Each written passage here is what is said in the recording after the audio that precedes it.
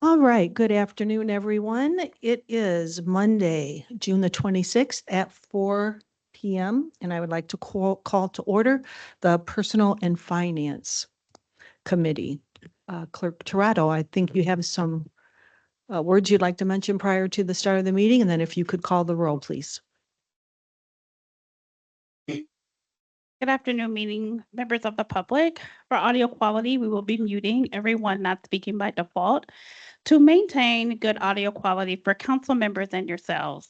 If you would like to speak during the meeting, during the public portion, please submit your requests in the chat. Directions to do so will be listed. We ask that you provide your full name and address, as those are required for all speakers at in-person council meetings. And at this time, I will call the roll. Committee member Thomas Morgan, Present. committee member Dr. Davis, Present. committee vice chair White, committee chair Noskoski, Present. all present. Okay, thank you so much for doing that. And we are going to move on to our first bill. That is bill number 3325. And I see our city controller, Mr. Kyle Willis, is here to present the bill. Yes. Bill number 3325, this is amending the non-bargaining salary ordinance for our Human Rights Commission. We are wanting to bring back the investigator 3 position. This is a position that we removed from the ordinance for this current year's budget, but have seen the need to bring it back. This is to elevate a current staff member who is in the investigator 2 position to oversee the intake coordinators within the Human Rights Division. They will be ensuring that training is provided for the staff and ensuring that accurate information is being provided and tracked for the federal grants and cases within their department. Here with me today is the Director, Katrina Lee, to answer any additional questions you may have regarding this position. Okay, thank you. Ms. Lee, would you like to come up? Provide any additional information for us?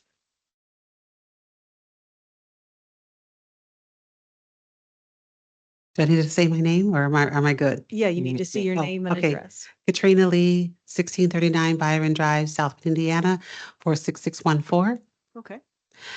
So the oversight is needed for this role because I do not have the bandwidth to oversee the day-to-day. And the person that is currently in this role as an investigator 2 also was in the role of an intake coordinator. So they do the training, but I also need someone to do the oversight to make sure that all the work is being completed, that we're following all of our guidelines. And the past person that was in that role, there wasn't as much oversight, and there were things that were missed and things that were dropped due to that. Okay, so what you're saying is this will just help enhance the rest of, the services that you're providing for people when they call. Absolutely. And I can attest that I believe that you need this position because I do know that there was some things that were missed and it wasn't not because you didn't want to. I think it was because that oversight was missing in your office. Correct. Thank you. Okay, thank you. Welcome. Okay, I'll bring it to the committee. Is there any questions, Ms. White?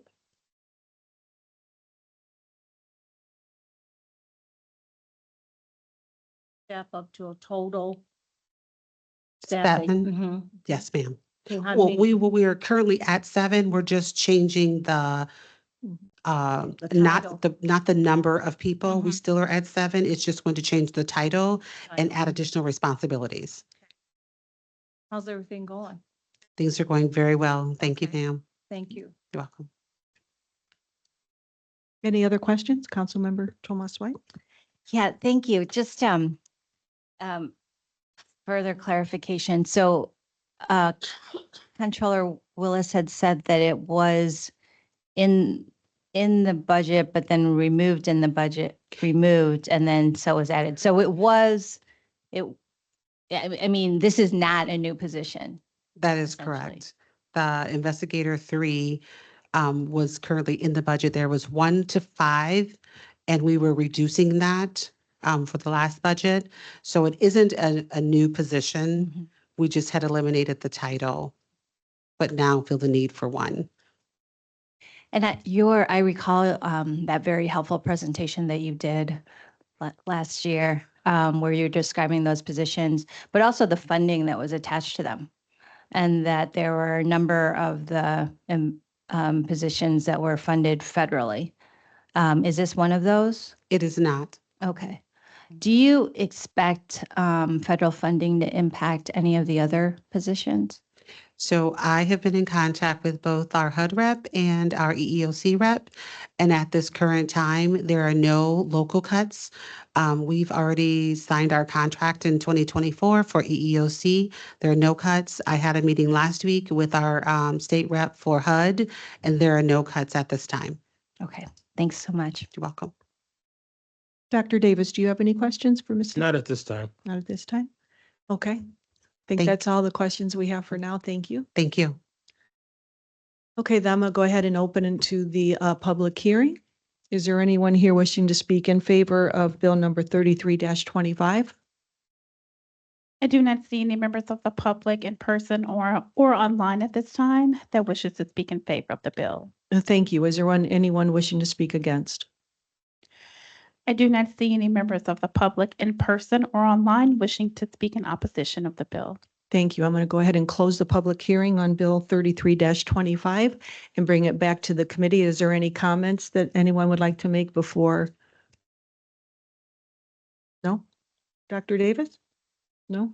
No, just like Okay, to I'll entertain a motion regarding the bill. do a bill. Like to recommend that we bring bill number 3325 to the committee of whole with a favorable recommendation. Second. Okay, it's been moved and seconded to bring Bill 3325 to the committee of the whole with a favorable recommendation. Clerk Toronto, could you call the roll? Committee Member Thomas Morgan, Aye. Committee Member Dr. Davis, Aye. Committee Vice Chair White, Aye. Committee Chair Niskoski. Aye. 4 ayes. Thank you. That will be sent to the committee of the whole with a favorable recommendation. We'll see you at 7. Okay, so we're going to move on to Bill 34-25. Mr. Willis. Yes, Kyle Willis, City Controller, offices on the 12th floor. Highlights of Bill number 34-25. Appropriation in an amount of $1 million for the Waterworks Capital Division and appropriation of $5 million for Sewer Works capital improvements. Both of those appropriations are in relation to the city's long-term capital plan, and appropriation of $2.5 million to appropriate funds for the city's match of the Kennedy Park grant. And then $500,000 from the Community Investments Department to appropriate funding to support the Vantex low-income housing tax credit. Happy to answer any questions regarding the appropriations. Yeah, did you say 622 and 642 were for the CSO, or was part of that for the CSO? I'm sorry. Yes, 622, $1 million for the Waterworks capital, 642, $5 million for sewage capital. Okay, thank you. Yeah. Okay, I'll bring it back to the committee. Are there any questions for Mr. Willis? Okay. Councilmember White? Yes, thank you. You had mentioned the Kennedy Park project, if I heard correctly. Yeah. Have the city or you heard from the federal government to see if they're going to support their allotment that they had done through, the grant process? For Kennedy Park. Was there a match for that? It's supposed to have been a match, and I don't know, at one time I heard it was on hold. And I know that we have a match, but we're waiting to hear back from from the federal government. If you heard anything? Yeah, Eric Horvath, Mhm. Public Works Director with Office on 13th floor. We are good on that grant. We Okay. did receive that grant. Everything's all good. It flows through the state. And so we were nervous at earlier in the year, you're right. But no, about a couple months ago, we got the finalized agreement and we're moving forward. The design is about 60%, and it's moving forward really well. So no concerns. Thank you. Yep. So you said you heard from it about a couple months ago? Yep, Okay. yep. Thank So we you. do have a signed agreement and that's for $7.5 million. Thank you. You're welcome. Any other questions from committee members? Council members, any questions? Okay, then we'll go ahead and go to the public hearing portion. Is there anyone here from the public wishing to speak in favor of Bill 34-25? I do not see any members of the public in person or online wishing to speak in favor of the bill. Thank you. Is there anyone wish to speak against? I do not see any members of the public in person or online wishing to speak in opposition of the bill. Thank you. I'm going to go ahead and close the public hearing on Bill 34-25, and I'll bring it back to the committee. Is there any comments or questions before I'll entertain a motion regarding the bill?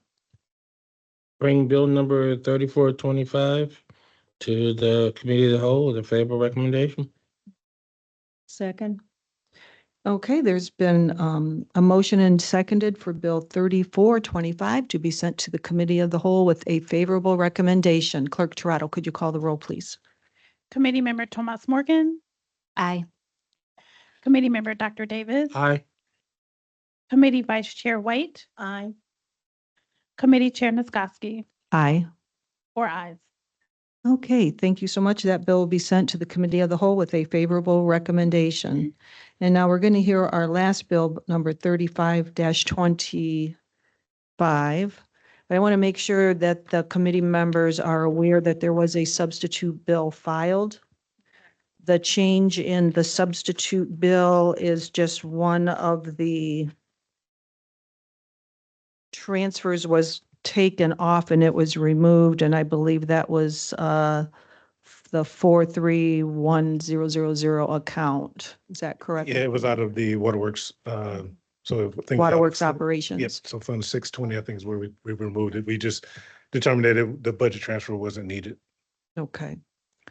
So that would have been $25,000 that will be removed out of this. That's the only change in Bill 35-25. So do we need a motion at this time to hear a substitute bill? Yes, sir. So move. Second. Okay, it's been moved and seconded. All in favor, say aye. Aye. Any opposed? Motion carried. So we are now here to hear substitute Bill 35-25. Kyle Willis, City Controller, offices on the 12th floor. Bill number 3525, budget transfers. Highlight here, budget transfer in the amount of $602,357 out of the park maintenance budget to cover staff that has now moved into the new division within Virginia Parks and Arts and the visitor experience. So that is to cover personnel expenses, and a budget transfer within community initiatives in the amount of $200,000 to cover the poet outreach program expenses.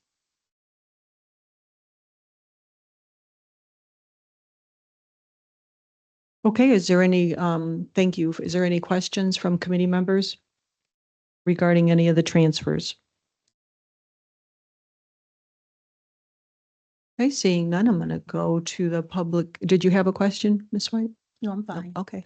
I'm going to go to the public hearing portion. Is anyone from the public here wishing to speak in favor of substitute Bill 35-25? I do not see any members of the public in person or online wishing to speak in favor of the bill. Is there anyone wishing to speak against? I do not see any members of the public in person or online wishing to speak in opposition.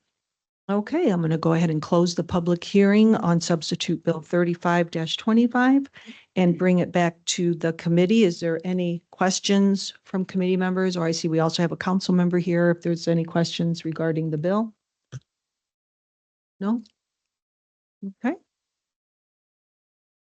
Then I will entertain a motion regarding the bill. I'd like to make a motion that substitute Bill 3525 be sent to the committee of the whole with a favorable recommendation. Second. Okay, it's been moved and seconded. Clerk Toronto, could you call the roll, please? Committee Member Thomas Morgan, Aye. Committee Member Dr. Davis, Aye. Committee Vice Chair White, Aye. Committee Chair Niskoski, Aye. 4 ayes. Thank you. Substitute Bill 35-25 will be sent to the Committee of the Whole with a favorable recommendation. Thank you, Mr. Willis. Nice seeing you. Okay, at this time, I'm going to go ahead and close the meeting, or entertain a motion to adjourn. So move. Second. Okay, this meeting is adjourned. Thank you, everyone. The Oh. next meeting is Public Works and Property Vacation that starts at 4:25.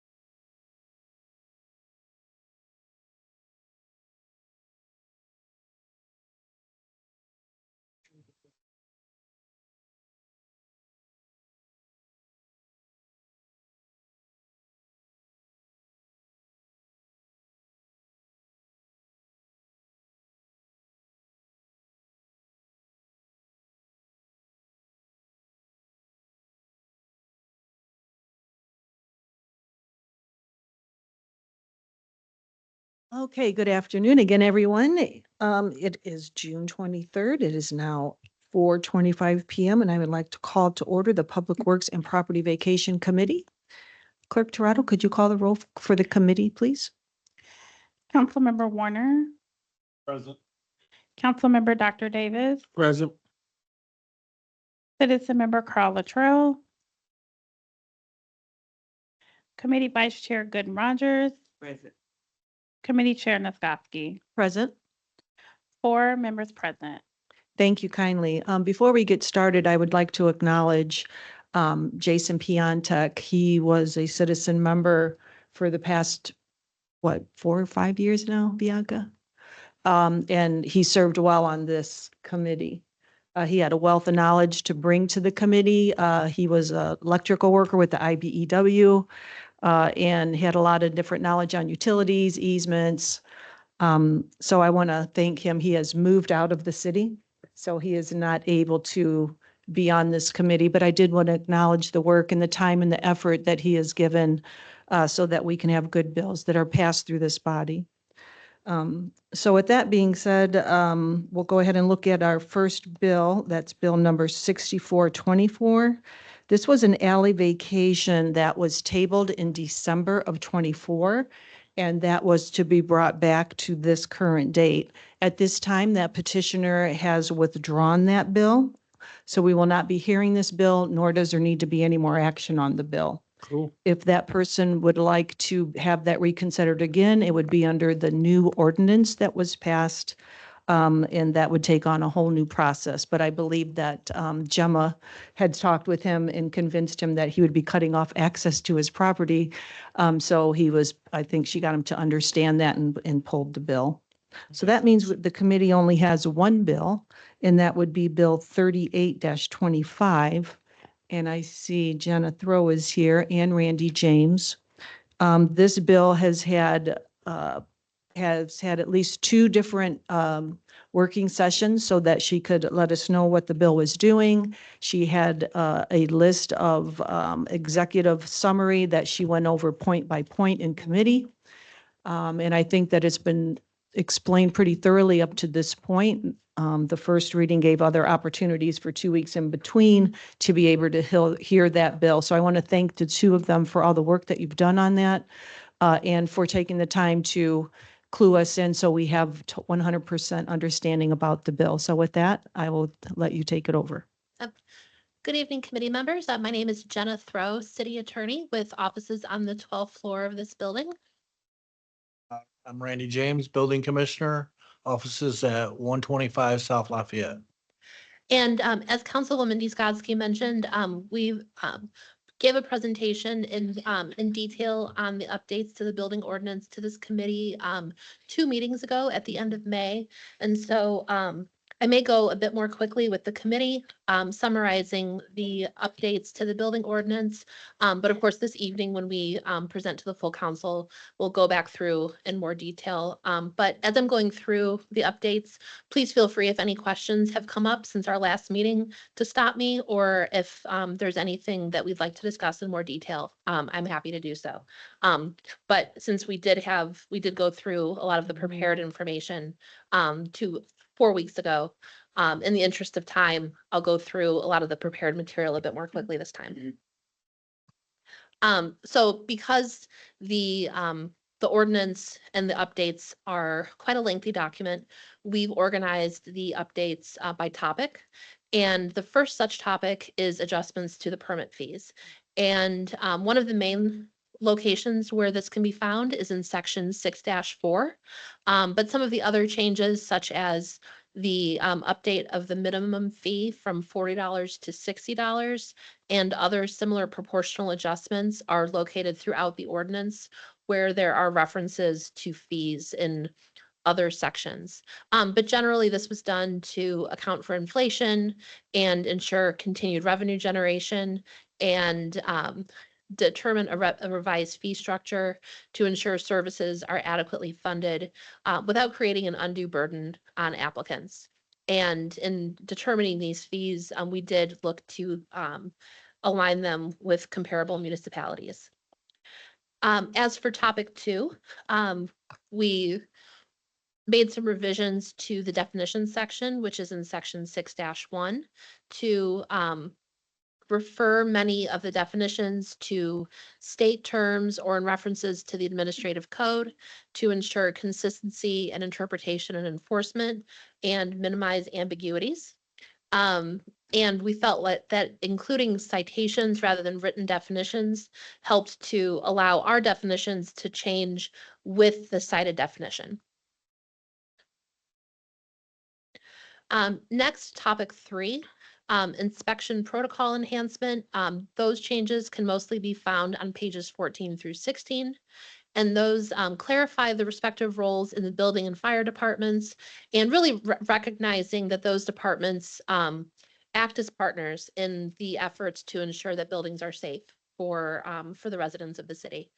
And also section 6-6.1, setting out revisions to the citation process. And the citation cadence that we developed is similar to that which is set forth in the zoning ordinance. And it also provides for reinspection in between each issuance of notice to the person violating the ordinance. Topic 4, we updated the process for a stop work order or cease and desist, and that's in section 6-4.3 on page 9, to clarify procedures around issuing a stop work order or a cease and desist for active violations of a building code. And included things like the requirements for issuing an order, what has to be in the order, and how the orders are provided. But it specifies that it does not preclude other remedies. This is just meant to, something's happening that's violating the building code, let's stop what's happening right now. Next is to topic 5, abandoned construction projects. Those amendments can be found in section 6-4.7C on page 12. And this is particularly designed to address projects that have been started and then abandoned, and sets criteria for identifying those projects and outlines the next steps for how to refer them off to be handled under the unsafe building ordinance, and with the goal to ensure that those sorts of projects do not become long-term safety hazards. Next, as to topic 6, expanded inspection and investigation authority. That can primarily be found in section 6-4.8 on page 12. And clarifies that all construction is subject to inspection, regardless of whether a building permit has been obtained, to ensure that it complies with the rules set forth by the Fire Prevention and Building Safety Commission. It also includes a provision, and this is something that that the council will hear quite often when you hear the fire ordinance, that the provisions are not to be construed as more stringent than the rules of the commission. There's a few spots where this applies with the building code, but as a preview for what you will hear when there's amendments to the fire ordinance, this applies very stringently to the fire ordinances. Then as to topic 7, there's some amendments that address the building demolition process. Those changes can primarily be found in section 6-6.4 on pages 18 through 20. And those include provisions that already are given to folks that are applying for a demolition permit, but we felt that it was helpful to include those right in the ordinance for the sake of clarity and transparency, to make sure that people are aware that they need to meet item requirements. And then also include some additional clarifications regarding access to the right-of-way, requirements for leaving a site in a buildable state, and the handling of construction and demolition waste. Next, topic 8, regarding contractor registration. Those changes can primarily be found in Articles 6 and 7 and Section 6-6.10. In Articles 6 and 7, we restructured the way that contractor registration works, and mostly to align with current practice, where there's a person who reviews applications and makes sure that applicants have met the rules of the trades and accepts registrations and clarifies the requirements of the exams that are acceptable. And section 6-6.10, consistent with Indiana law, describes the requirements to suspend or revoke a registration on the basis of a criminal conviction. And that includes the considerations that need to be weighed, both the types of crimes that are able to be considered and also the mitigating factors that need to be considered before taking a conviction into consideration, and as well as the period that the disqualification applies. Topic 9, just generally process and administrative updates, focusing on just compliance, modernizing operations, and streamlining processes. Topic 10, refinement of mechanical, electrical, and plumbing regulations. This was primarily located in Articles 4, 6, and 7, and allows greater clarity between the fee schedules in the ordinance and the forms that are provided to applicants, to have all of the way that everything is being described in the forms and the fee schedules all line up, so that someone can look at the ordinance and clearly understand the way that things are charged, and then look at the forms that they're being provided, and everything makes sense, and people understand the charges. And then topic 11 was included most recently to address changes implemented by the Indiana legislature in HEA 1005. And those changes were in section 6-4.9 and 6-5.2 on pages 12 through 14. And those address the changes in the state law, which allow private providers to perform certain plan reviews and inspections on Class 2 structures. And so because the new law takes effect January 1st, 2026, we included a provision in the ordinance that those sections don't take effect until January 1st, 2026. And it just included from the statute some of the requirements of what it means to be a private provider and some of the circumstances where the private provider rules would apply. Are there any questions that have come up? Since I know we had a very helpful discussion 4 weeks ago on this, but are there any other questions that have come up since then that we can help with? And then anything? Yeah, I was saying, Randy. Mr. James, do you have anything you would like to offer? Oh, well, yes, a few things that we've codified were practices that we were already doing, so we felt it was important to get those in there. And they all work really well, so, you know, we're kind of in line with that. And then the fee increase, of course, that's basically minimum of what it costs us to do an inspection, so we're trying to keep it as low as possible, but it needs to be done to operate fundamentally, a fundamentally sound department.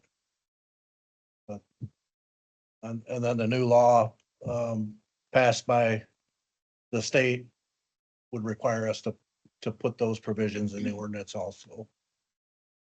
Into which I believe that new law was really geared towards smaller municipalities that didn't have access. I mean, the building department that you have and run is run very well.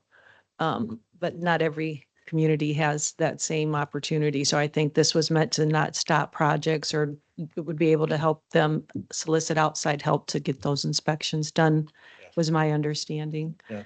And the fee structure, I think having that in the ordinance, and what you're talking about is when you fill out for a permit, there's either a flat minimum fee or it's itemized fees based on the project that you're doing. I think that clarification is wonderful. And I think that you have all articulated everything in this bill to us to where I know I'm good with the bill. Is there any questions from any of the council members, or I'll say committee members first? No? Okay, and then I do have some council members. Yes. Vice you. President Morgan, you want to make a, Yes, I was wondering if you could just speak a little bit more. I've looked through this, but remind me the abandoned projects. I was thinking about some examples in our community. How does this impact projects that were previously abandoned and have been for a while? So previously abandoned projects are going, they're gonna go through the same process, but it's a little bit longer. We're trying to codify and streamline the process between building and then handing it over to neighborhood services and enforcement to start the process. Well, now it's gone from an unfinished project to an unsafe building. So we wanna clarify that process Okay. and put it in our ordinance. Mhm. So we can keep it efficiently moving forward and not have half-built structures for 8 years. Mhm. And try to get those alleviated as soon as possible. Great. Does it change the timeline too? I mean, does it speed it up, Yes. slow it down, speeds it I up? think it would, yeah. Yeah. I think the intent is to speed it up a bit Mhm. because we've included in here that where no work has taken place within 2 years and they don't have the certificate of occupancy, Mhm. that it may be considered abandoned. Great. Where I think now, you kind of have to look to see, has it become dangerous? Has it become unsafe? And before it gets routed through the unsafe building process. Where we're kind of trying to build in the mechanism here where the abandoned properties get referred. Thanks for that further explanation. is there any other questions? Okay, seeing none, I'm going to go to and thank you so much. I'm going to go to the public hearing portion. Is there anyone here wishing to speak in favor of Bill 38-25? I do not see any members of the public wishing to speak in person or online, wishing to speak in favor of the bill. Thank you. Is there anyone wishing to speak against? I do not see any members of the public wishing to speak in opposition. Okay, thank you so much. I'm going to go ahead and close the public hearing on the bill, and I'll bring it back to the committee. Is there any additional comments? If not, I'll entertain a motion regarding the bill.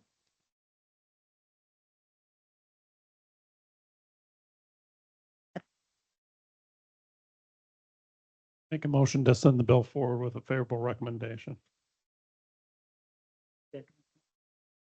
You second it, Ms. Ophelia? Okay. So there has been a motion made and seconded to send Bill number 3825 to the Committee of the Whole with a favorable recommendation. Clerk Toronto, could you call the roll, please? Councilmember Warner. Aye. Councilmember Dr. Davis. Aye. Citizen Member Carl Latrell. I'm sorry, it's absent. Council Vice Chair Gooden Rogers. Aye. Committee Chair Niskoski. Aye. 4 ayes.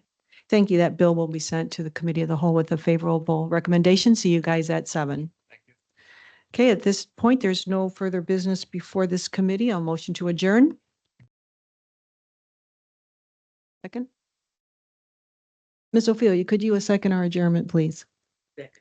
Thank you. This meeting is adjourned. The next meeting is ZNA at 4:45 PM. Thank you.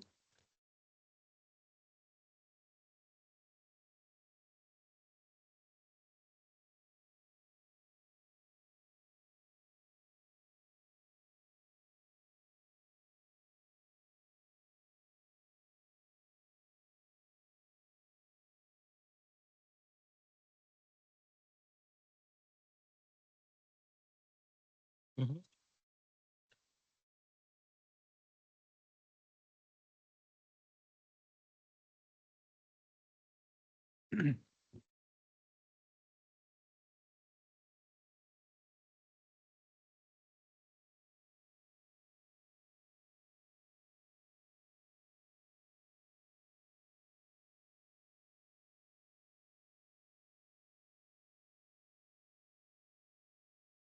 $4:45. like to bring the zoning, zoning annexation meeting to order. Clerk Toronto, could you please call the roll for us? Councilmember White, Present. Councilmember Warner, Present. Citizen Member Henry Davis Jr. I see him Present. online. Citizen Present, Member can hear. Stacy Odom, I hear you. Committee Vice Chair Thomas Morgan, Present.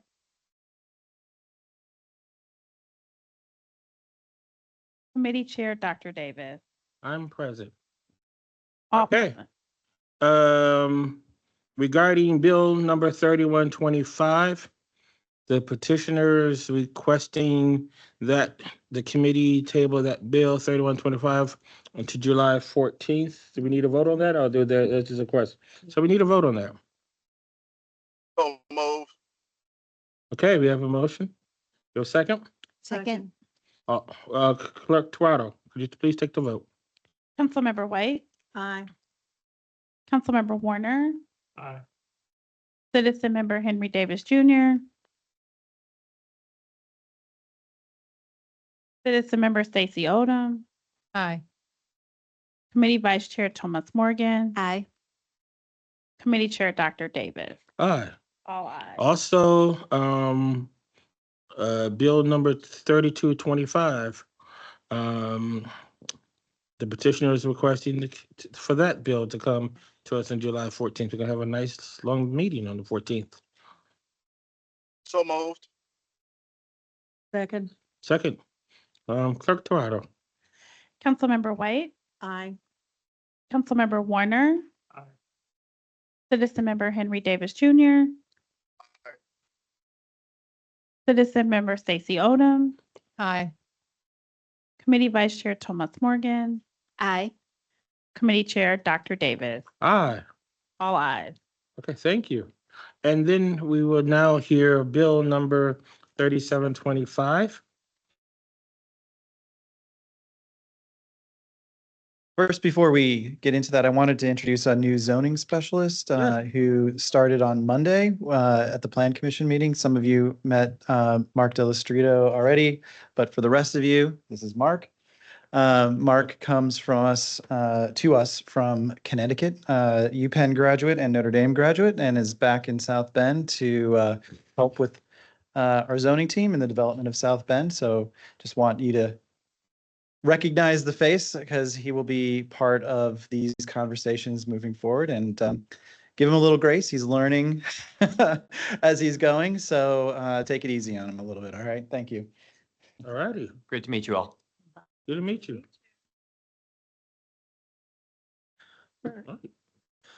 So good afternoon, committee members. Tim Staub, zoning specialist for the city of South Bend with offices on the 14th floor.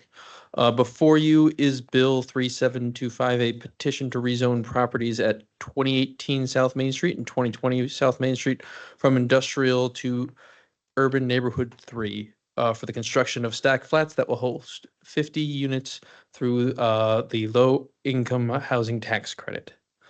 This property is located in Council District 3 of Councilperson McBride. It is bounded by South Main Street to the west, West Donald to the south, an alley to the east, and a parking lot with a McDonald's sign to the north. So just a quick review of the previous uses of the so here's kind of its location. As displayed, it is currently a vacant lot. So just going back in time on this property from 1917 to at least 1966, there were several detached homes in a mixed-use structure. Afterwards, these homes were slowly torn down and replaced by an industrial structure operated by the American Iron and Steel Institute after 1973. This structure was demolished by 2013. To kind of put it into perspective for the kind of put it in perspective to the zoning. To the west, there's a metalworking facility that is currently zoned industrial. To its north is a parking lot with a sign, but that is also zoned industrial.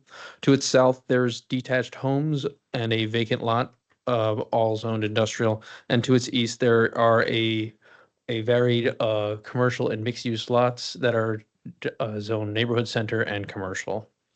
So that's kind of how it's going to look in the future.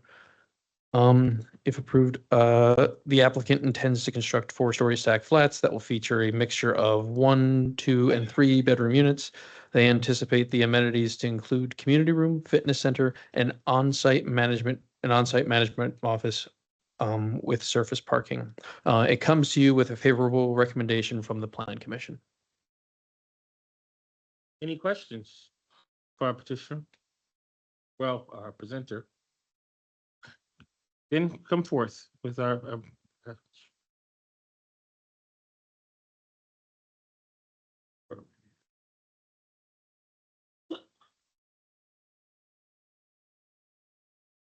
Thank you, committee members. Joe Molnar, Assistant Director of Growth and Opportunity with offices on the 14th floor of the County City Building. Tim did a good job doing an overview of the project, but just wanted to add some clarity as well. This project is a partnership with the City Redevelopment Commission, which is the owner of the property, and KCG Development out of Indianapolis. For property located at 2020 South Main Street. As Tim said, he did a good job going through where it's located, so I'll skip through that portion. I did just want to make a note that just right across this alley, Neighborhood Center would allow multifamily by right, and then just to the east of these properties is more residential, and to the south. So we do think this is a good use for the site. Even if this project wouldn't pan out, we think this rezoning would be more beneficial for the site to market it for redevelopment than its current I use. Just a little bit about KCG Development. This is 3 parcels, like I said, all owned by the Redevelopment Commission. The Redevelopment Commission acquired the property in the early 2010s, and it has sat vacant since then. They're a mixed use and multifamily housing developer out of Indy, and they're applying for low-income housing tax credits through the IHCDA, the state organization that distributes those federal tax credits, with the support of constructing affordable housing. The price breakdown is here below. So they're proposing 10 units affordable to the 30% AMI, 15 units affordable to 50% AMI, and then 25 or half of them affordable to 60% AMI. Right now, that would translate to approximately, for a 1-bedroom unit, half those units would be rented at $750, and the remaining half would be lower than that for the corresponding AMI. The minimum investment that they've pledged to for the whole project is around $14 million on that site. This is just a timeline of the low-income housing tax credit awards. They would be announced by the IHCDA in November of this year. If they are awarded those tax credits, they would have 2026 to plan them, and then construction deadline by 2030. The purchase agreement that the Redevelopment Commission did sign with the developer did give them 2 chances. You can apply each year. That's why the dates are in 2026. So they have through 2026 to try to get these credits. Sometimes an applicant will get very close and then just have to tweak their application and then be awarded the next year. So this would give them 2 opportunities, the agreement that the Redevelopment Commission signed. Here is just some examples of some previous KCG projects that were shared with city staff. We believe these would be quality units built towards city standards. And we think that the project will provide needed affordable housing for South Bend, as well as investing millions of dollars into an important corridor of the city, Main Street, but also visible from Michigan. Which would hopefully lead to improvements in the area, such as improved new sidewalks, added lighting, etc., and as well as activate a long-held vacant lot, which so far has only attracted low-value interests, such as a gas station, which the current I-Industrial would allow. I know a representative from KCG is here as well who can speak, and I did want to add, the Department of Community Investment did deliver letters to the 7 housing properties to the south after our Plan Commission meeting with my contact information, as well as Megan's from KCG, and I did not receive any feedback then from any of those neighbors, but those letters did go out a week ago, or we delivered them to the house 1 week ago. So, but Megan, if you want to add anything?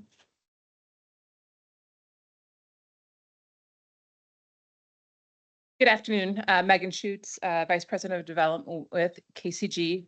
I think Joe covered what we're looking to do here, but looking forward to an opportunity to bring affordable housing to South Bend or more of it. But yeah, I think Joe covered it, but I'm happy to take any questions. Question, what has been your track record of getting the credits in other locations? I can't tell. Mr. King. Sorry. That's me. Well, thank you. It echoes I got back you. here. So this will be oddly enough, KCG is based in Indianapolis, but we have not done Indiana yet. I don't know why. For full disclosure, I joined KCG in February. So that's part of my job, is to get more work going in Indiana. KCG has done development in approximately 10 other states with great success. And I myself have done development in probably 10 different states, 50 plus projects. Okay. And perchance the tax credits go through once and twice and are not approved, then what happens? If they're not approved, the site, I don't know if Joe wants to speak to that. Yeah, so the purchase agreement gave them 2 years to try to achieve those credits. If, for example, hopefully we of course want them to be awarded, but if they're not, the redevelopment commission would retain the property as the owner. So the property would never be transferred to KCG. It'll only be transferred unless if they are, get those credits. Gotcha. Okay, questions from committee members? Any other questions? If not, questions from council members? Any other questions you have? Yes, go ahead.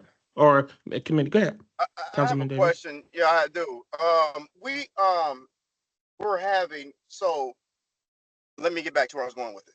My question is there an internal discussion about the new housing that is going on, particularly this one, throughout the city of South Bend? Why I'm asking this question is because there needs to be some sort of idea on how to enforce code better than what is being enforced. I'm still getting phone calls about certain properties within the district that I used to represent, and those properties need some care. And because most of the care is due to the lack of aggressive enforcement or no enforcement, I think by us celebrating something so great as this, because this is growth, there needs to be more of an intentional effort on making sure that code enforcement is happening for these properties to keep our neighborhoods safe and clean. So this is twofold, right? This is not just, one fold. We're getting the properties, we're saying, great, we're getting development, but the development brings them new people, and new people bring in their own culture. And when they bring their culture in, we're interested in seeing support from the city authority to ensure that this neighborhood stays safe and clean. Long answer, maybe something that happens later on, but I think it will be prudent for this council and also the administration to figure out a plan on enforcing code in a better way. Thank you. Thank you. I see Mr. Caleb Bauer would like to address that. Thank you. Thank you. Caleb Bauer, Executive Director of Community Investment. I'm just jumping in because our department does include the rental safety verification program, which I think is a little bit of what was being discussed. So always encourage, if there are complaints related to specific units, that tenants do reach out via 311 to our team for inspection of units. But as well, on the larger multifamily complexes, we do have a certification process whereby we certify 20% of a random sampling of rental units. And we use the International Property Maintenance Code for those certifications. So those are always rolling. But if we do know of a complex, say, where there are a lot of issues, maybe tenants don't want to reach out directly, but we can get some of those anonymous complaints. That can be something we use to determine what apartment complex is up next in our certification process, if that makes sense. So as we have anonymous complaints, though those don't allow us to inspect a specific unit, they do allow us to say, okay, maybe this complex, we've had this many anonymous complaints, maybe we need to move this one up on that certification, higher on our list for recertification. So. Number, question with that. oh, sorry. So with the new, KCG, will they be a part of that, filling out the, requirements for that? They part? would, however, for properties that are part of an IHCDA managed program, as this would be because they are receiving low-income housing tax credits, they're actually already subject to a separate annual inspection. I think it's annual by the Indiana Housing and Community Development Okay. Authority. That is, I would say, at a higher standard than your basic habitability.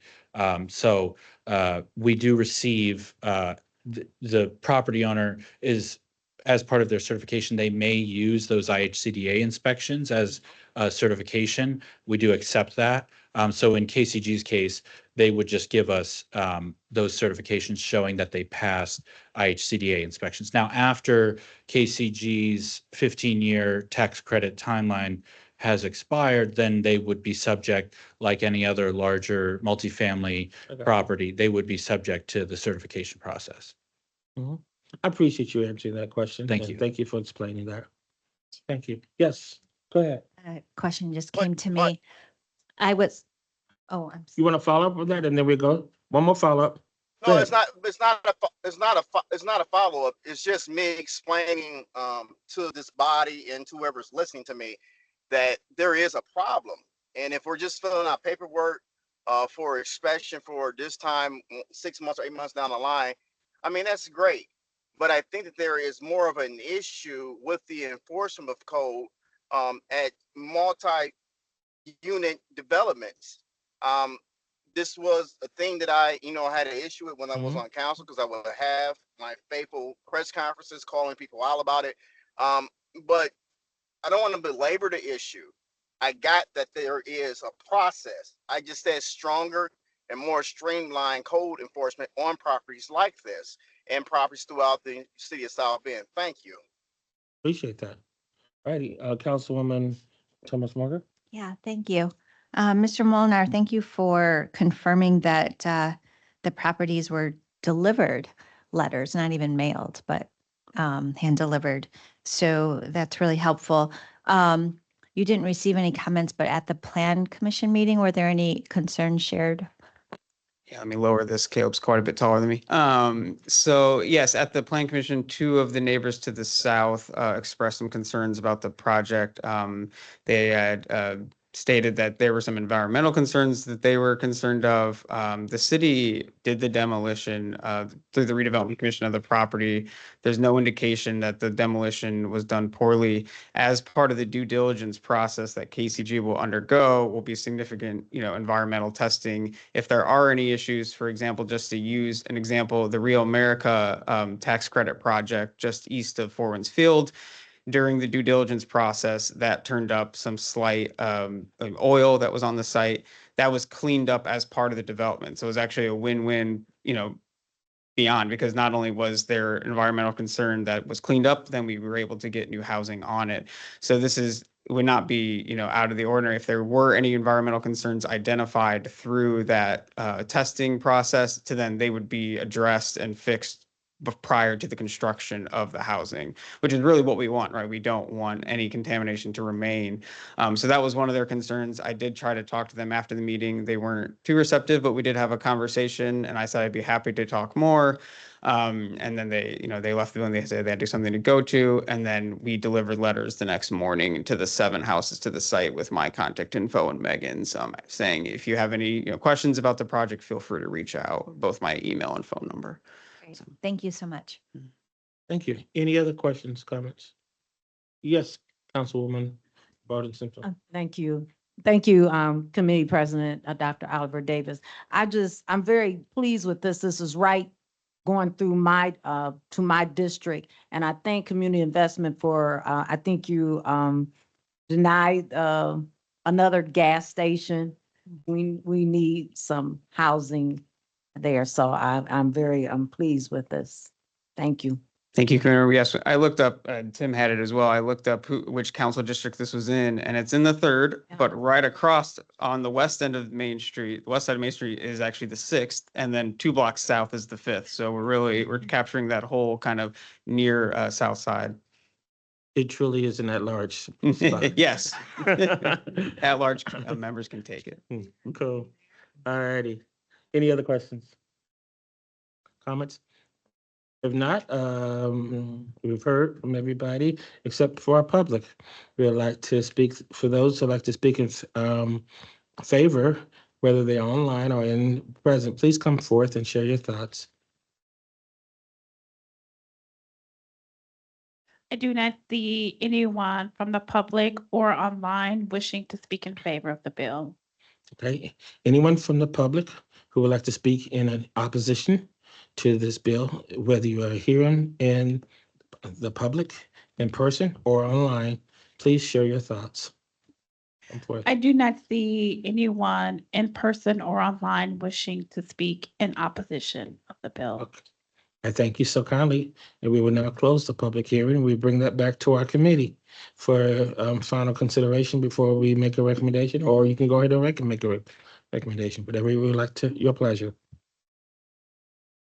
Make a motion to send the bill forward with a favorable recommendation. Second. We have a motion and we have a second. We would like for our clerk to make the roll call, please. Councilmember White, Aye. Councilmember Warner, Aye. Citizen Member Henry Davis Jr.,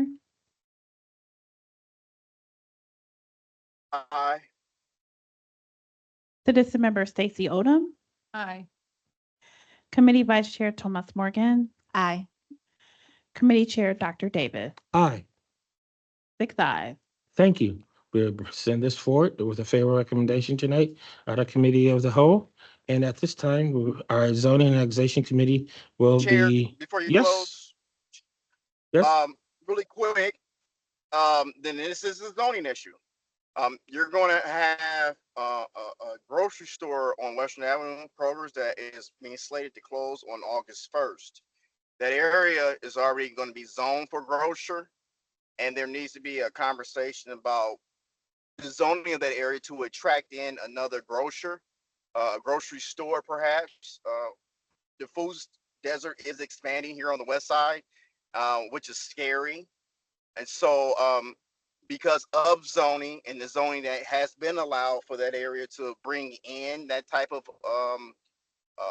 retail environment, I would suggest that there should be some more conversations about how we can get another grocer here in this area, because we are already slated and have probably the big building to help feed the area. So just FYI, but that is August 1st. So I think that that's Council's District 6. So it is Council District 6. So I think that there should be a very intentional conversation, because we can't keep losing grocery stores and pharmacies. I appreciate it. It's not only District 6, but it goes across the street from District 2. So I got notice of that today. So thank you for that. And we will follow up with your recommendation. I appreciate that. We now will bring a close the Zoning and Annexation Committee meeting. And I thank you all for attending. Appreciate it, especially our citizen members. Bye-bye. Good day. Thank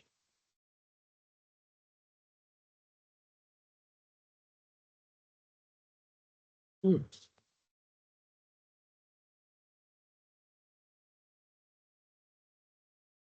Let's see what's about. And this is closing. Western. Yeah, We'll call to order the Community Investment Committee. We will start with bill number, I'm sorry, Clerk Toronto, could you do a roll call for me, please? Committee Member Gooden Rogers, Present. Committee Member Bolden Simpson, Present. Present. Citizen Member Kane Kujeski, Present. Citizen Member Thomas Gripe, Present. Committee Vice Chair White, Present. Committee Chair Warner, All present in the council. all present. We will start with Bill 3625, ordinance amending the loan agreement for the Monroe project.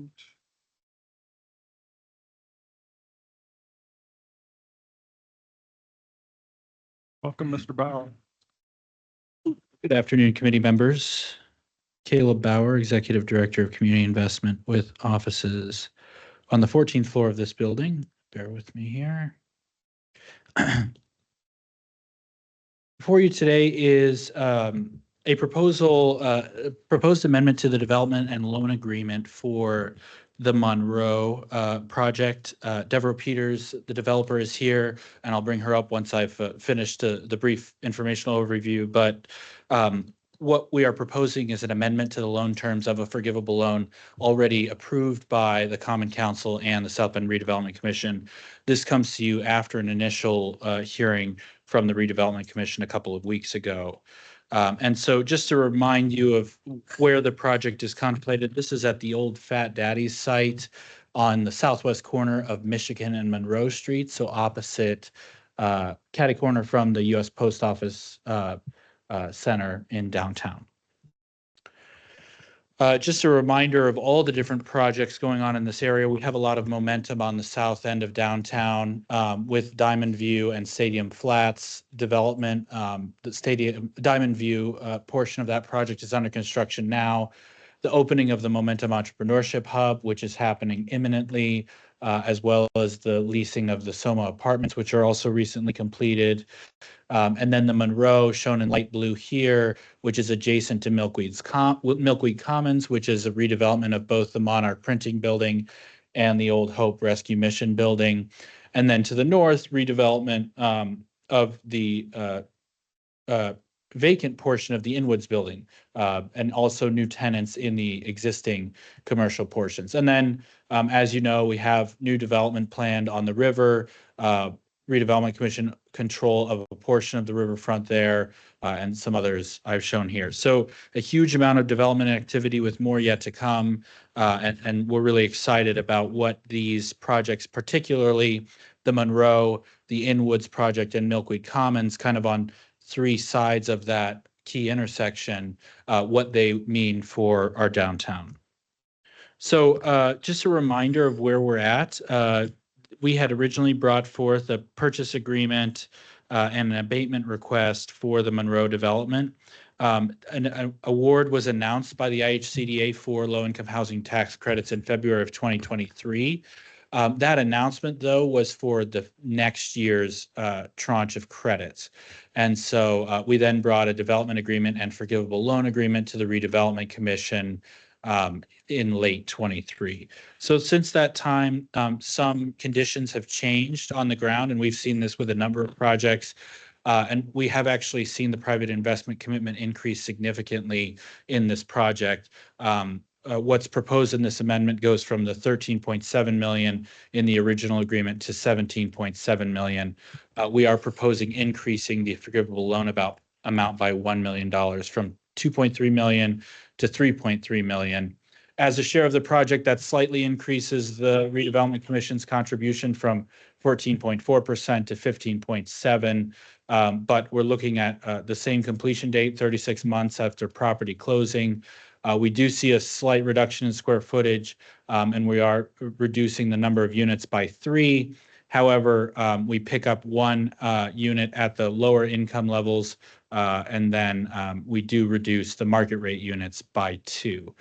This really has been driven by something we've seen across construction projects, which is just challenges on pricing and materials. As there's been some uncertainty in the market, we have seen material prices increase, and then also the cost of labor has changed since we first approved this agreement. There are a huge amount of commercial construction projects happening in our area. And so we believe it's an appropriate amendment, and we do not anticipate needing to come back to council or the Redevelopment Commission after this point for any additional funding. And so with that, if adopted, this ordinance would authorize the use of $3.3 million of TIF revenues in the form of that forgivable loan agreement. That forgivable loan, as we mentioned before, just as a refresher, would only be forgiven upon completion of the construction project. If the project were not completed, why we like the forgivable loan format, it's just a normal loan with a standard market interest rate. And so really it's I think a good structure that protects the city's interests, prevents us from having to be in a position where we're trying to claw back funds that have already been expended. So with that, Devereaux Peters, the developer, is here, and I'll bring Devereaux up and have her share anything more that she'd like to add. Thank you.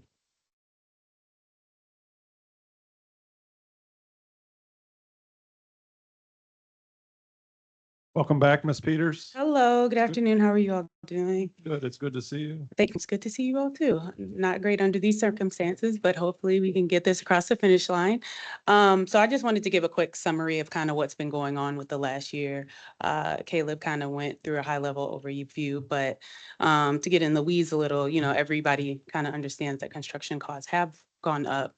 And that's kind of been the battle that a lot of these developments have had to deal with, is raising funds and then costs going up and then trying to catch up to the increases. And what ended up happening with us is that once we completed our construction documents towards the end of 2023, with the previous contractor that we were working with, we bid out the project and we're ended up 5 million over budget.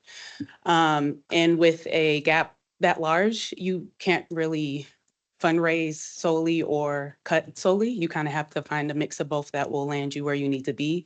And so we spent all of last year pretty much value engineering, finding ways to cut back on the building while also fundraising. We also changed general contractors to Ariota Construction, which has been probably the best decision I've ever made in my life. They have helped significantly in finding out ways to save us costs on the building while maintaining the integrity of the building. And we were able to find a nice middle line of being able to still deliver what we have told you all that we would deliver while being in a position to actually close and start a groundbreaking. So. She asked if you'd speak up a little. Oh, sorry about that. Okay. And so we did make some changes to the design to save on some costs. I actually have, I believe, my architect on the call that was going to go over a little bit of what we adjusted and why we made those adjustments that we did as far as the design. But I did want to explain that this has not been taken lightly. We have done everything we possibly can to make sure we are still delivering a very high level building. I am deferring 50% of my fee. We also took out almost 300,000 in reimbursements to make sure this worked. So this was not taken lightly, and we are doing everything possible to close. And we actually are in the process of closing. And we're hoping to, if we get everything situated, to be able to do that at the end of next month. So Donald, if you're on the call, could you go through some of the design changes that we made? Absolutely. Good afternoon, all. I'm Donald Malk from Papa George Hames Architects. We're the architecture firm that's working through this project, and I'm going to share my screen here. Is everybody able to see this okay? Yeah, we can see it. Okay. So I'll just breeze through quickly as Devereaux kind of went through and already mentioned, and Caleb did a good job as well of giving a summary of just how this project has evolved. As Devereaux said, we had a plan together that was getting ready to submit for permit at the end of 2023 when we hit a roadblock. This was the outline of the building as it was originally put together and designed with the additional units. We had live workspaces and a retail space on the first floor, ground parking on the backside. The live workspaces were actually arranged as a 2-level spaces where there was a mezzanine on the live workspaces for their live area, and then the workspace was on the first floor. Went up to the second floor where we had a concrete podium that was separating the construction types between the first floor and mezzanine area, and then the wood framing that was going to be on floors 2, 3, and 4, with this large outdoor space and podium that was going to be raised off the ground and covering a portion of the parking. Third and fourth floor stacked above that, with purely residential units and a few amenity spaces depending on the floor. But obviously, when we had some challenges in terms of where budget was coming in at and where we were going to need to shave off, there were obviously particular aspects of the project that we wanted to make sure we were going to maintain and keep in place. And I'll go through that, particularly on the elevations, as get to a couple perspectives. But just to kind of give you an idea of the breakdown, one of the biggest cost savings that we had was actually eliminating that mezzanine level, and in so doing, being able to keep wood frame construction throughout. So it gave a much simpler 4-story structure with just all wood frame construction. In so doing, it obviously made us adapt and modify our live workspaces in the first floor. And in order to maintain having an outdoor space with that second floor deck as a concrete podium no longer feasible or really financially prudent, having an outdoor space this plan is oriented, so the north is to the left here, so West Monroe is our northern boundary. The northwest corner is now an open outdoor amenity space that's directly accessed from a flex space in the building lobby, entry, vestibule. So it gave a nice connection and still allowed residents to have some dedicated outdoor space for the building itself. And then as we went through the redesign, just how we can be structurally as efficient as possible in terms of how we were going to be lining up demising walls and bearing walls, knowing that this was entirely wood frame construction. And then, aside from structurally what we were looking at for modifications, and then with those structural changes, as was mentioned earlier, that there was a slight reduction in number of units.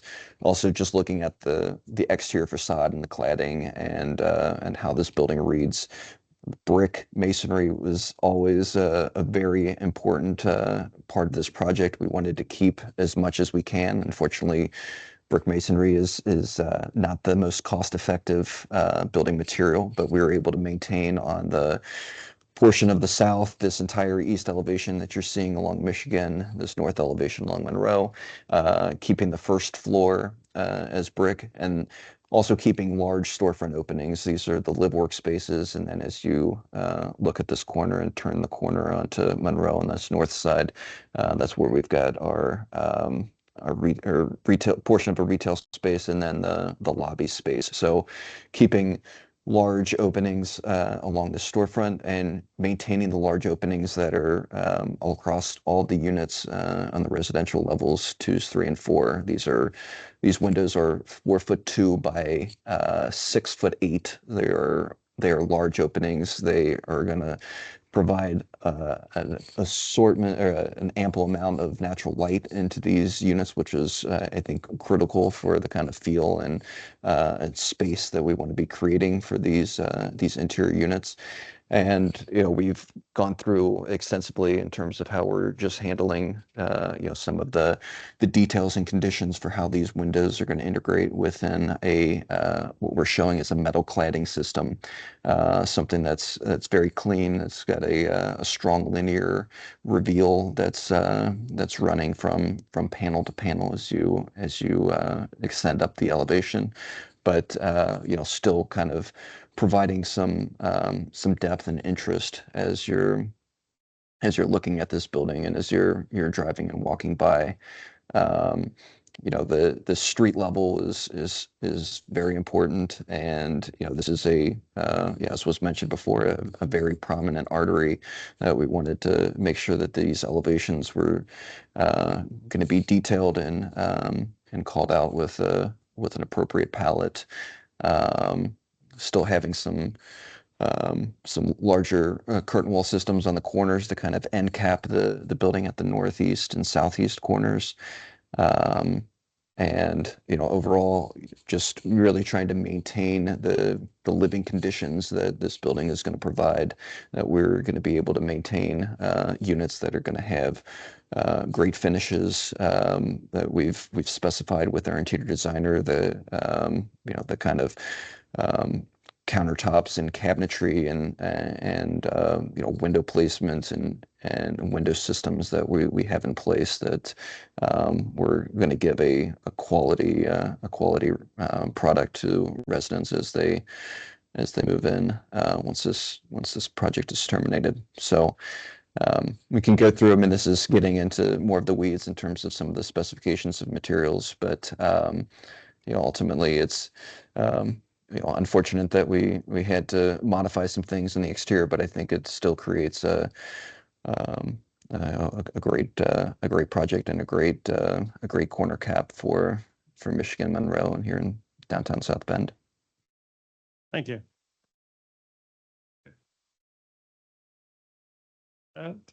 I'll start with I got a couple kind of preliminary questions.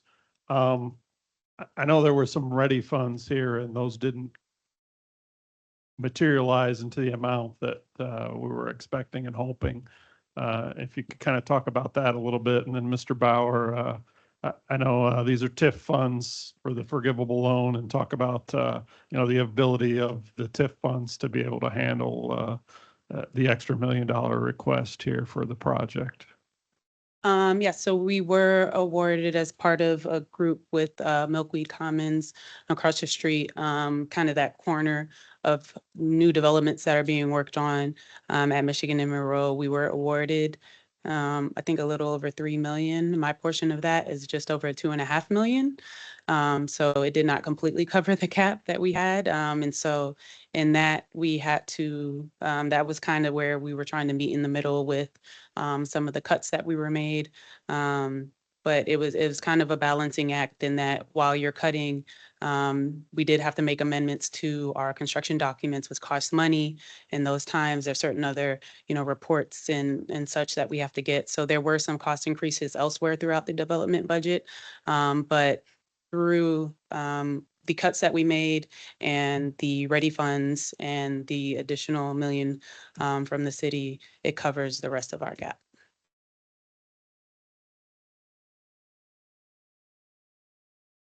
Yes, and regarding the TIF funds, the forgivable loan is funded through the River West development area. As of last year, that development area generates about $20 million in annual revenue with about $5 million in debt service obligations. And so we're in June. This is our distribution period. We have not yet received our June distribution, or if we have, admin and finance is working to get me the numbers, but we anticipate that to be around $11 million that we'll be receiving in this June distribution. Then we would receive the remainder in the December distribution. And so we have contemplated this amendment coming out of that distribution. And so we would have available cash for this appropriation out of the TIF district. Thank you. Committee members with questions? Member Gooden Rogers. I'd just like to say thank you for the commitment of these apartments. So I would also like to ask you to make a commitment to me to make sure that in your apartments there is hot running water, all the necessities that the people will be needing to live here. That is some of the biggest questions and comments we get as council people about the conditions of places, not to put you on Front Street or to say that you wouldn't do this, but I'm just asking you to take care of the people that's going to be living in your apartment building so that they will be comfortable and they will be happy and welcome. And thank you very much. Absolutely. We are covering all the utilities, so we will be the front man for all of the utilities in the apartment building. Even better. Mr. Kanajeski. Yeah, I had a couple questions primarily on the architecture side. One, does this project already meet the facade requirements and glazing requirements of, any applicable ordinance, or are there? Yes. Yeah, we went through. Correct. Yes. Okay, and then this hasn't been through any sort of plan review yet, correct? The state of it, it's going through local review right now. The state of Indiana has given their approval, and it's going through the city of South Bend and the county building department as we speak. Okay, real minor, but one thing that's come up a few times is horizontal articulation requirements on buildings that are of this size. So It'll come up if it's applicable. You're talking about like in terms of distinctions across the facade? Yeah, breaking up the horizontal, so it's not a horizontal. big flat plane, yeah. Right, yeah. Thank you. Perfect. Thank you.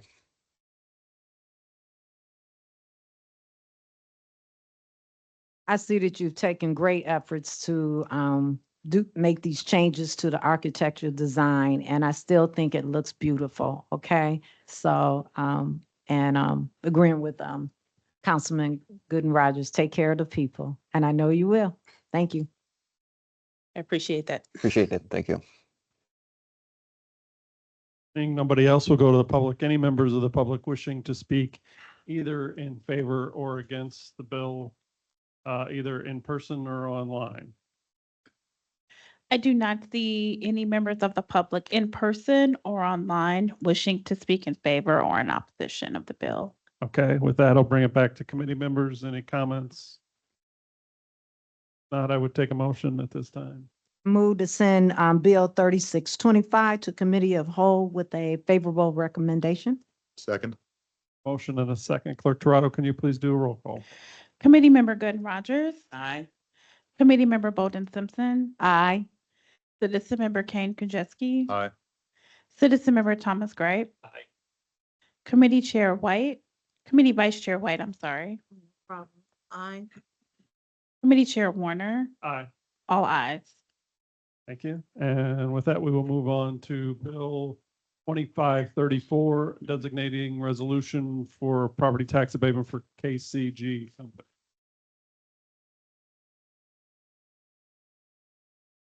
Morning, committee members, Joe Molnar, Assistant Director of Growth and Opportunity with offices on the 14th floor of the County City Building. Before you is a designated resolution for a 10-year real property tax abatement for the KCG project that we just spoke about during the Zoning and Annexation Committee. This would be part of the city's support package to help help KCG be awarded those LIHTC credits. LIHTC credits are awarded on an application basis with a very strict requirements. And one of the ways to earn points for the application is public support from the local governing body.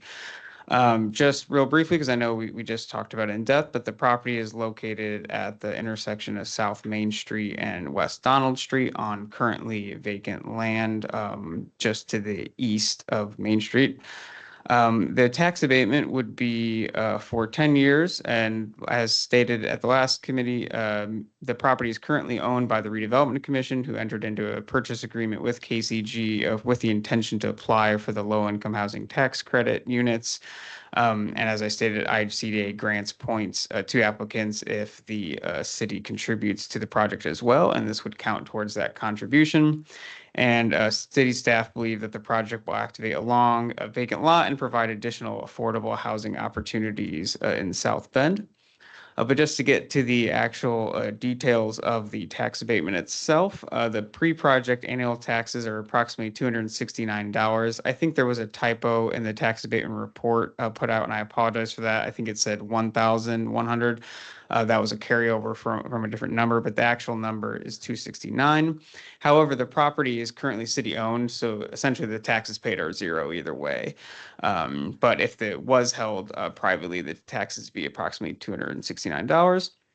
The estimated annual taxes after the project would be completed would be over $41,000. So during that 10-year abatement period, the total estimated taxes would be right around $450,000. This abatement would abate $327,000 of those, while the remaining $121,000 approximately would be paid. So after a 10-year period, you'd be at approximately $121,000 taxes paid. Without this project, you're looking at just a little over $2,500. Again, if the property remained in the Redevelopment Commission's hands for 10 years, no taxes would be paid.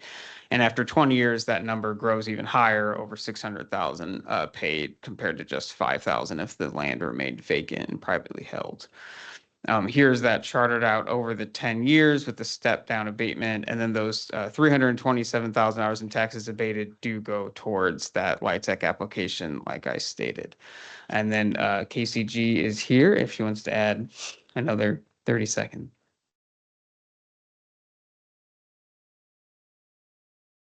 Thank you again, Megan Schutz with KCG Development. Yeah, this is one area that the city is able to help support affordable housing. Not only does it help us make our application more competitive, which it is always a really competitive process, it ensures kind of the viability through the length of the project as well, to ensure that there's just the cash going into the project that is needed to support as much first mortgage as possible and maintain the property. So it is a extremely large help to affordable housing when real estate taxes are can be abated in any way. Thank you. Questions? Committee members, any questions? No, I'd just like to say that, thank you again for bringing more housing to South Bend because it's very well needed. And as I had just stated before, my concern now is when we do this is to make sure that, this housing has water and problems that people are calling us about, bad parking lots and doors and stuff falling off. We want you to take care of the people once you go into this, because that is a very concern of mine, that people are not happy once they get in and everything is settled. It's the people that count. To me, it's the people. I want the people to be happy. You want your place to always be nice where you have to live at. And I'm hoping that all these apartment people now that's coming will keep the property up. That's my very concern now, is to make sure that the property is kept up. We get a lot of bad calls about property. So now I'm asking this. I'm going to start asking these questions about keeping up the property. So like I say, okay, thank you for more housing and good luck. Thank you. And I'll just note, I think one benefit of the tax credit program is it adds so many additional layers of oversight to ensure that residents are taken care of, in addition to our own pledge to do that. That's one thing I really love about the program, is they don't forget you. They don't forget that you exist, or that they have expectations of you as well, in addition to your lenders and investors that are involved in the property. So, but our residents are always our top priority. Thank you. Mr. Gray. Projects has your company done in St. Joe County? This would be our first project in St. Joseph County. Yep.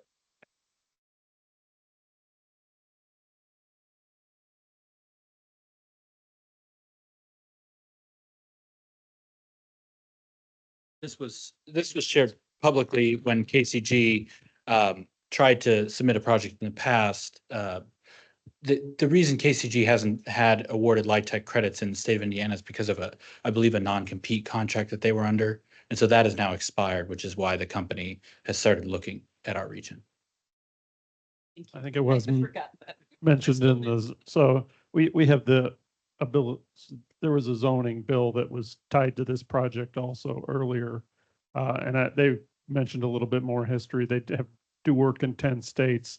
They are based out of Indianapolis. If I remember right, this is the first project actually in Indiana, though. Yep. And that is a good reminder for me. I just joined KCG in February, so I'm still trying to remember all my my talking points. But yeah, so there was the gentleman that started KCG worked for essentially a competitor. So there was a burn off period there. He had to work outside of the state for a while. You're welcome. Councilmember Thomas Moore. Yes, thank you, Chair. That explanation may have answered my question. My question to you was going to be, you work in 10 states. This is your first project in Indiana. What brought you to Indiana and to South Bend in particular? Sure, absolutely. So my states that I'm in charge of when I joined are Wisconsin, Indiana, and Ohio. So I'm focused in the Midwest. I'm from Wisconsin. I'm always been a Midwest person. As we started looking at how we make our foray into Indiana, it was just important for us to identify not only where's competitive, like where can you get projects done and funded, but where that housing is needed, right? And I think South Bend is an example of, you know, when you put that investment into communities, there's such change that can happen. And a lot of times affordable housing is the first step in certain areas too. And frankly, we're willing to be that first step and benefit from the future renewal that kind of comes from that first step. but really it was just based on a variety of factors. Both how do we find a location that we know we can get something done and it's competitive. The other thing I will say is the city staff has been super, super supportive. I keep telling Joe that I'm like waiting for the other shoe to drop. And he's like, no, we love affordable housing. Because I've been through a lot of the opposite as in my career. So working with a city that is so supportive, you know, my boss pretty much said, if we have a city who's willing to give us property and support us financially, we need to find a way to get the project done. Thank you. That will go to the public. Any members of the public wishing to speak on Bill 2534, either in favor or against, either in person or online at this time, now is your chance. At this time, I do not see any members of the public in person or online wishing to speak in favor or in opposition of the bill. All right, bring it back to committee. Any comments? No comments. I'd take a motion.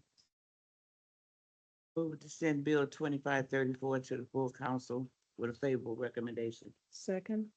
We have a motion and a second for a favorable recommendation. Clerk Toronto, can you please do a roll call? Committee Member Gooden Rogers, Aye. Committee Member Bolden Simpson, Aye. Citizen Member Kane Kunjewski, Aye. Citizen Member Thomas Gripe, Aye. Committee Vice Chair White, Aye. Committee Chair Warner, Aye. all ayes. The bill will go forward to 7 p.m. with a favorable recommendation. Now we'll hear Bill 2535. Mr. Remendorfer, welcome. Thank you. Good afternoon, all. My name is Mark Bamendorfer, and I'm with offices on the 14th floor of this building. For consideration today is Bill 2535, which is a designating resolution for an 8-year industrial tax abatement for property located at 701 West Chippewa Avenue. The property in question is a larger parcel of 29 acres, and the facility itself, sitting on it, is a 1.4 million square feet. It is co-owned under South Bend Chippewa LLC and South Bend Chippewa ACG LLC, both of which are subsidiaries of the Industrial Realty Group, or IRG. As a brief introduction, IRG is a national company focused on redeveloping difficult properties, and included in the packet as background information regarding IRG, including their mission statement. So now the proposed tax abatement will help support the redevelopment of roughly 220,000 square feet of the facility. This space is currently occupied by aviation testing cells, which were used during World War II. Once demolition is complete, the petitioner plans to add additional truck docks and a truck court, which in turn will improve the ability of tenants to move their trucks around the facility. Now, this slide provides a breakdown of the current and anticipated taxes. Current annual property taxes are around $360,000, which should increase to $503,000 at project completion, assuming consistent factors. This means at the end of 8 years, roughly $4 million in property taxes will be assessed. Under the terms of the proposed abatement, an estimated $97,000 will be abated. So this slide provides a more detailed breakdown on the estimated impact of the abatement during the 8-year period. It also provides a forward-looking summary at the 10-year, as well as the 15 and 20-year marks. Now, this provides a brief summary of the abatement for consideration today. We do have representatives from the petitioners here today to provide some additional background context on the project, and I believe have some prepared comments.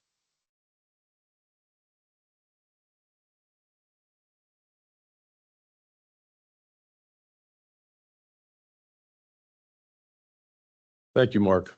And good evening, Community Investment Committee and council members. My name is Matt DeVecchio.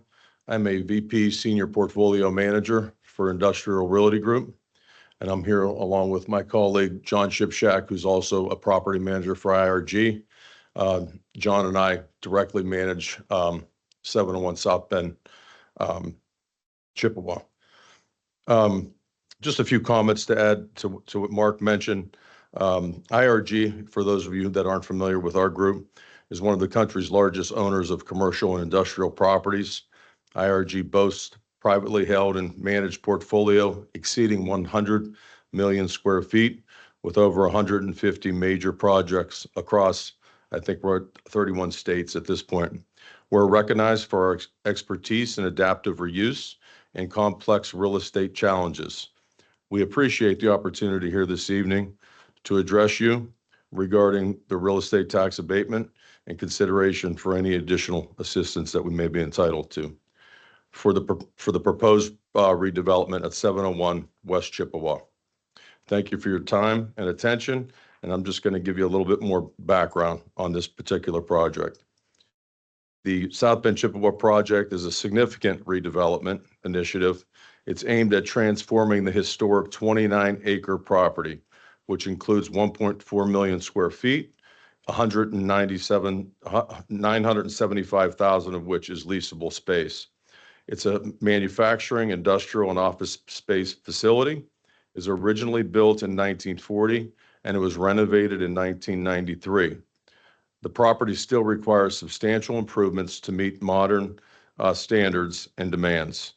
IRG envisions of partnering with local and state governments to revitalize this former Studebaker manufacturing facility by converting usable areas into high-demand, leasable industrial space. We are seeking support for phase one of the redevelopment, which includes several critical building improvements. These improvements are essential to reposition the asset for job creation and economic growth, estimated at just a raw number, rough order of magnitude, estimated at could be over $11 million. This includes roof replacement, asphalt milling and pavement, landscape upgrades, building architectural siding on the west, south, and east to give it a new look, a new facility signage, trenching new utilities to the main building, and also, as Mark mentioned, make space ready to different various portions of the building. The phase two that was brought up earlier involves environmental abatement and demolition of the obsolete aviation engine test cell area, which is functionally obsolete. This will enable the redevelopment of approximately 221,248 square feet, and this is on the north side of the building. This redevelopment will include the installation of truck docks, enhancing the lease-up potential for this property. The estimated cost for this component is approximately $11 million, and additional support is crucial to ensure this project's success. IRG is fully committed to investing in its own capital towards these improvements, with the phase one improvements, as I mentioned, of approximately $11 million already planned. Our operating plan prioritizes hiring locally, and we have a national team of over 150 employees ready to manage construction and subcontractors to meet and exceed project expectations. This project is not only about restoring this historic site, but also about promoting job creation and long-term success for both IRG and the city of South Bend. The current leasable area of the building is 975,000 square feet, primarily used for warehouse, distribution, and storage purposes, with 170,000 square feet dedicated to manufacturing. While we do not have any signed leases for the future expansion at this time, we're not able to share the name of the tenant, but there is a manufacturing prospect interested in leasing 200,000 square feet of the space once it is ready and available. The potential for lease up of vacant spaces is significant, and we are actively working to make these areas accessible and ready for new tenants. So in conclusion, we seek your support through the adoption of this resolution designating the property as an economic revitalized area for purposes of the real estate tax abatement to allow us to restore this historic site. This collaboration will not only preserve a piece of South Bend's history, but also create jobs and foster economic growth in the community. We are eager to answer any questions you may have and look forward to working together to achieve these goals. We thank you for your time. Thank you. Any members, Councilmember Gooden Rogers. Yes, I would like to know, what kind of jobs will be created here? And what kind of pay will be? So it's a good question. And, you know, because we don't have any signed leases to speak of or letters of intent right now, we just have some ranges and just general information that we could share. Depending on the type of use that the particular tenant would have. For example, one tenant typically brings in manufacturing, let's say. There could be a range, I think in our petition, it was 55 new jobs that we used for a benchmark. In the context of managing these expectations for the warehouse, but it could be as high as 400 for a manufacturing tenant. So it really depends on the type of use of the particular tenant. And we have this, which is an old building that we've done a lot of work to. We're determined and we have every intention of taking the next phase that we're already working on to make the whole property look appealing, which will help in attracting tenants. But even having done that piece of that phase one work, we still have not been able, and we will not be able to maximize that asset without taking further steps to demolish the test cells in the back of the building, which are not only an eyesore, but also prevent us from maximizing this investment. And we're willing to contribute, and we're working very hard on our end. And this assistance from the city and your support is greatly appreciated. Well, I know that building very well. I retired out of that building. Oh, is that right? Used to be AM General. Yes, So we did yes. military work there. So I'm Yes. just glad that someone is finally going in there because it is a very nice, well, at one time it was a very nice building. So Right, just a ton of history, well-built building, just needs a lot of work and a lot of money to invest to get it where we want it to be. okay, so then good luck. Mr. Gregg. St. Joe County does IRC own? This is the only one that we have in South Bend. We are, as I said, we're in over 31 states, but this particular property is the only one in this particular area You own? since 1992. One other question, if I could. Sure. You're talking about subsequent phases.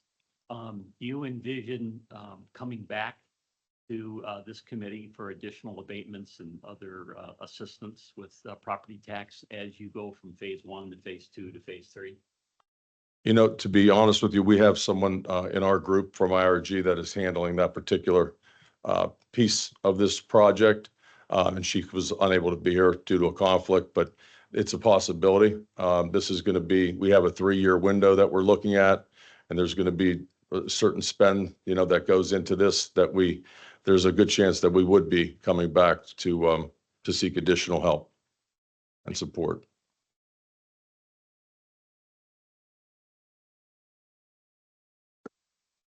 President. You had mentioned, my question was what type of businesses will be leasing? And so you said manufacturing was one. Are there others? General warehousing. And John, why don't you share with the group just an example of some of the current tenants that we have that have expanded that gives, because I think it gives a good look as to who's there now and the type of tenants that we're looking to potentially expand with. Currently, we have tenants who are dealing with automotive distribution.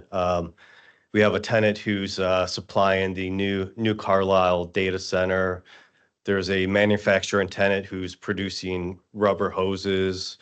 There's another 3P on-demand 3PL company who's in the building. AM General still in the building. They store a lot of we call it shade and shelter storage, where items that they can't fit inside their main buildings. And then we have a manufacturing tenant who builds, they're actually producing racks for wiring for the new Carlisle data center. That pretty much summarizes the tendency of the building. My husband worked out of there. You leased to his company. So I've been in there before a little bit, maybe not as much as you, but yeah. So thank you. You're welcome. Seeing no other questions, we'll go to the public at this time. Any members of the public wishing to speak on Bill 2535, either in person or online, either in favor or against? I do not see any members of the public in person or online wishing to speak in favor or in opposition at this time. Thank you. I'll bring it back to the committee. I'll just note here, this, most of the tax abatements, as we saw with the last one, the tax abatements are based on the assessed value. So when you're taking an empty lot to a new building, obviously your assessed value is getting a whole lot of growth. Unfortunately for you guys, it doesn't look like here the investment is, because the building is already established and existing, you're getting as much of that cut and assessed value. So, Exactly. And that's why I think I left the door open for the possibility to come back in terms of, what other assistance it may be available as we continue to build and further develop this project. We partner with complicated properties across the country and work with cities and municipalities to try to find strategic ways to take old properties that might be blight and an eyesore. And we take those where a lot of developers will stray from environmental issues or buildings of this age. We actually go in and we look at these as opportunities. And we've had tremendous success to get this large with properties like this and working with folks like you. And hearing the growth of some housing, looking to try to generate jobs for that housing and those people that live in this community is we get excited hearing that. So we look forward to the opportunity of coming back and working with you. Yeah, and I think it's encouraging that the growth that's happening in the county is, we knew there would be ripple effects here in the city. Right. We're seeing it already. So thank you for your investment in this city of South Bend. And I'll make the motion. I make a motion to send the resolution forward with a favorable recommendation. Second. We have a motion and a second. Clerk Toronto, please do the roll call. Committee Member Gooden Rogers, Aye. Committee Member Bolden Simpson, Aye. Citizen Member Kane Konjeski, Aye. Citizen Member Thomas Gripe. Committee Vice Chair White, Aye. Committee Chair Warner, Aye. all ayes. Bill will be heard at 7 p.m. this evening. We'll see you and then go forward with a favorable recommendation. Thank you for your time and attention. Much appreciated. Thank you.